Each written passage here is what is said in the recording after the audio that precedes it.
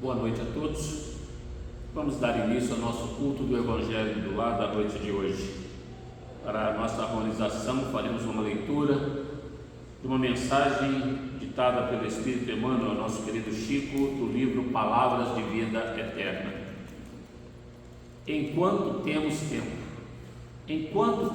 tempo, façamos bem a todos. Paulo, Gálatas 6:10. Às vezes o ambiente surge tão perturbado que o único meio de auxiliar é fazer silêncio com a luz íntima da prece.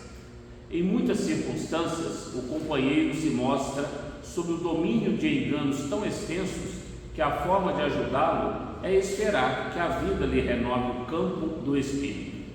Aparecem ocasiões em que determinado acontecimento surge tão deturpado que não dispomos de outro recurso senão contemporizar com a dificuldade, aguardando melhores dias para o trabalho esclarecedor. Repontam males na estrada com tanta força de expansão que, em muitos casos, não há remédio senão entregar os que se acumpliciam com eles às consequências deploráveis que se lhes fazem erguidas.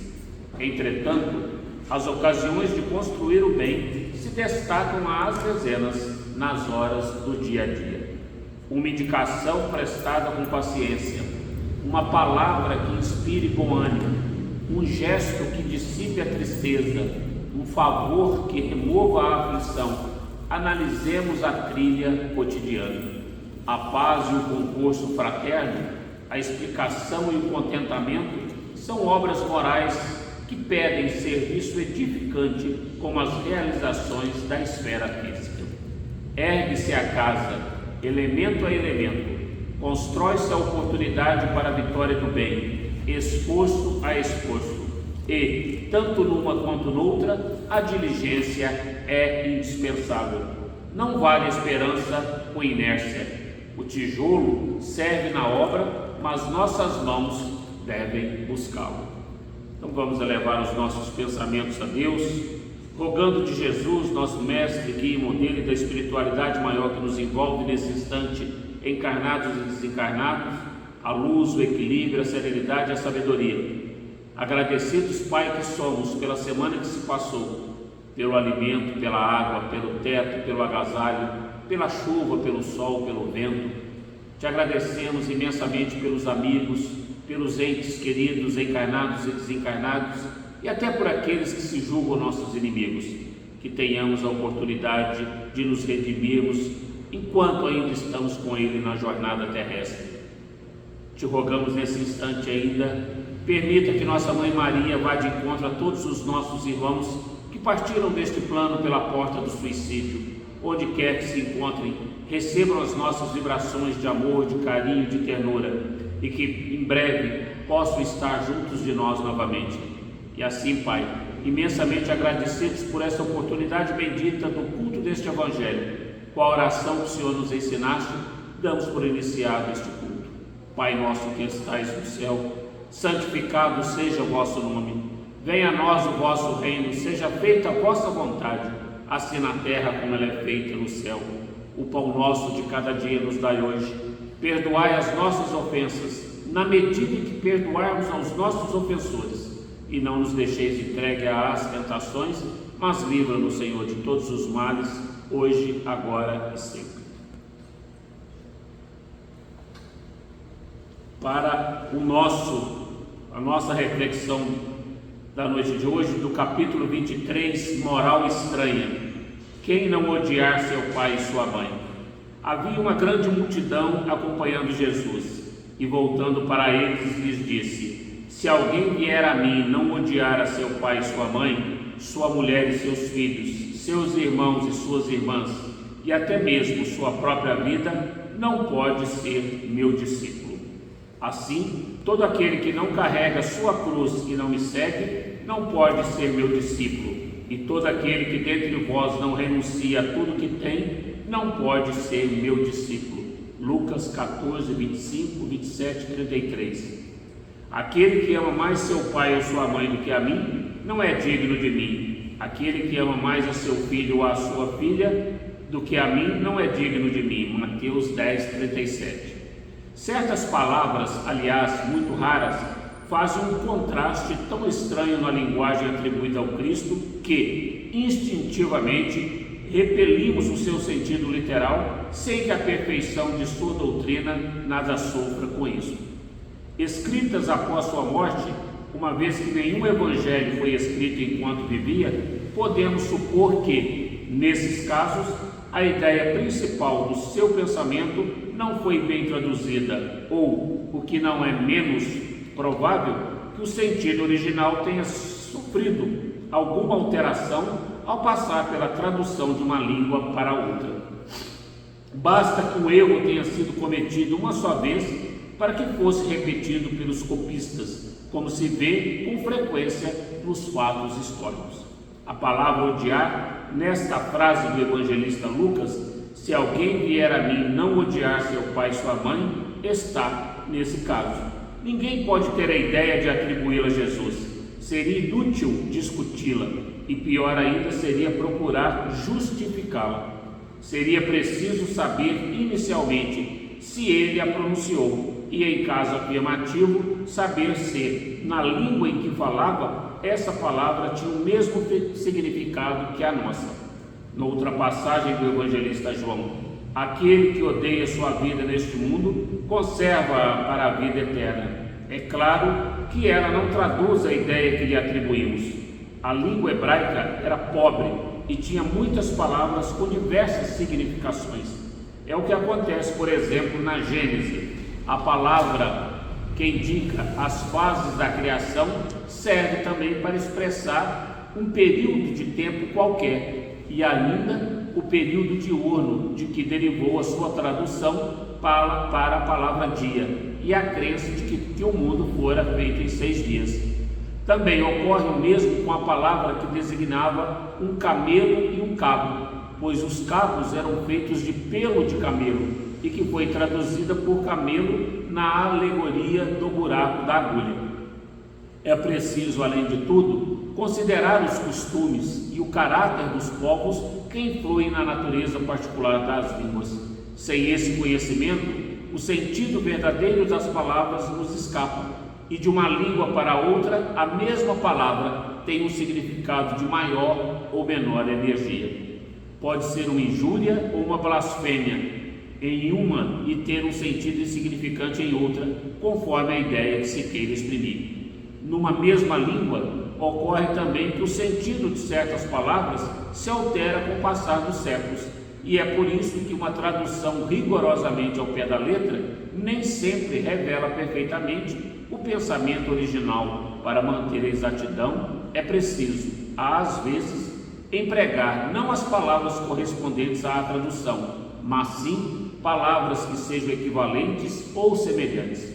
Estas observações encontram uma aplicação especial na interpretação das Sagradas Escrituras e nos Evangelhos em particular. Se não considerarmos o meio em que Jesus vivia, ficaremos sujeitos a enganos sobre o sentido de certas expressões e de certos fatos, em virtude do hábito de as entendermos de acordo com os nossos pontos de vista atuais. A palavra odiar, empregada neste caso, não pode ser entendida com a sua significação moderna, visto que seria contrária à essência dos ensinamentos de Jesus. Então, mais uma vez, o Evangelho nos conclama a análise criteriosa daquilo que Jesus veio nos trazer de ensinamento. E é uma pura verdade quando a gente faz essa análise, principalmente do conteúdo de certas palavras que foram esculpidas no Evangelho e que são tidas como falas do Cristo. Então ele jamais poderia dizer que deveríamos odiar ao nosso pai, à nossa mãe, à nossa mulher, aos nossos filhos, para poder segui-lo. Não era exatamente esta a intenção, e não foi esta, com toda certeza, as palavras ditas pelo Cristo naquela oportunidade, quando tanto Mateus quanto Lucas fizeram os seus escritos para a Bíblia Antiga, para o Antigo Testamento, para o Novo Testamento. Então várias foram as traduções, vários foram os copistas, como se diz aqui, aqueles que copiaram essas palavras. E nós temos exemplos na nossa atualidade. Muitas das vezes a gente ouve uma história e ao transmiti-la para um, aquele vai transmitir para outro, e no final aquela história chega completamente diferente da sua primeira versão. Então, jamais Jesus, como exemplo maior de amor, de humildade, de perdão que nós tivemos dentre nós, poderia ter dito estas palavras.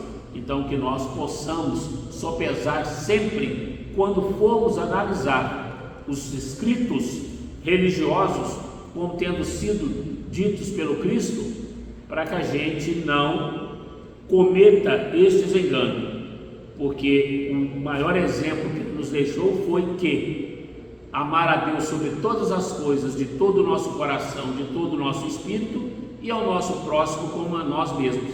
E nessa mesma passagem, nesta mesma lei, quando Jesus nos fala amar a Deus de todo o nosso coração, de toda a nossa alma, de todo o nosso espírito, na realidade do hebraico é amar a Deus de todo o nosso coração, de todo o nosso espírito, de toda a nossa força. De toda a nossa força na antiguidade, na legião, nos escritos hebraicos, é o poderio econômico, porque tudo é empréstimo divino. Então nós deveríamos, como devemos utilizar os recursos financeiros que a divindade nos outorga para essa presente encarnação, para que nós possamos auxiliar aqueles que necessitam do nosso auxílio. Então essa é traduzido para o português, veio amar a Deus de todo o nosso coração, de todo o nosso entendimento, de toda a nossa força. Então nós temos que levar em consideração como foram essas expressões, quando elas foram ditas e em que contexto, para que nós não caiamos nesses mesmos erros, porque nós temos como certo que os ensinamentos do Cristo foi só de amor, de benevolência, de indulgência, de perdão, de caridade. O maior exemplo de perdão que nós tivemos foi do Cristo. Mesmo no momento da sua crucificação, mesmo sendo chicoteado, mesmo tendo recebido uma coroa de espinhos sobre a cabeça, o que ele disse no momento derradeiro: Pai, perdoa, eles não sabem o que fazem.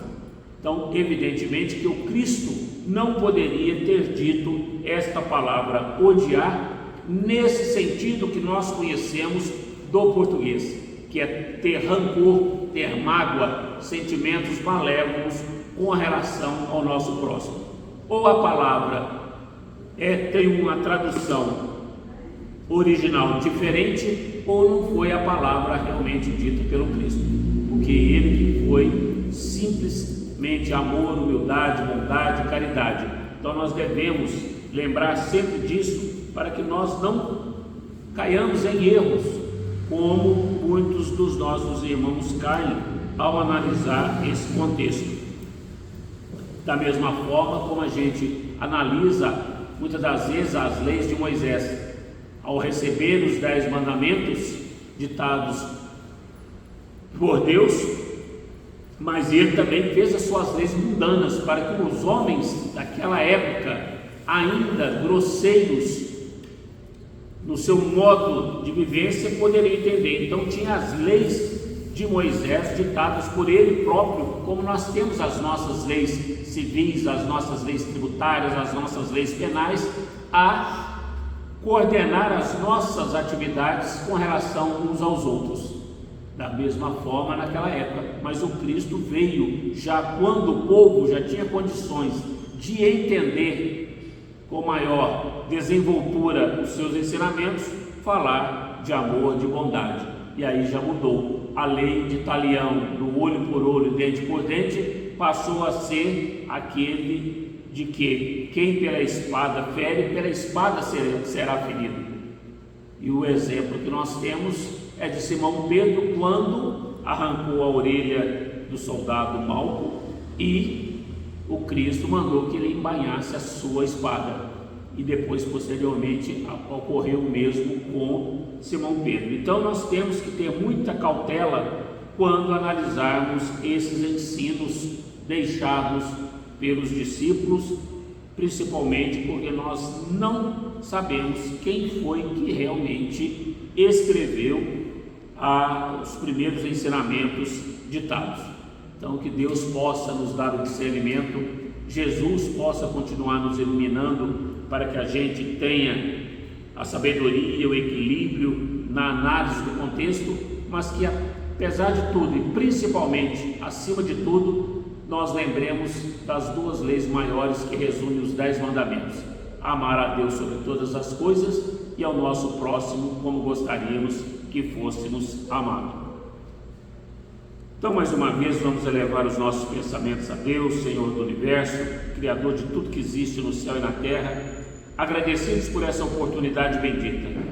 Agradecer a Jesus, nosso guia e modelo, a espiritualidade maior que nos envolve nesse instante e com toda certeza nos envolverá no decorrer de mais essa semana que se inicia com a prática deste Evangelho. Nossa gratidão. Gratidão, Pai, por tudo que temos e por tudo que somos.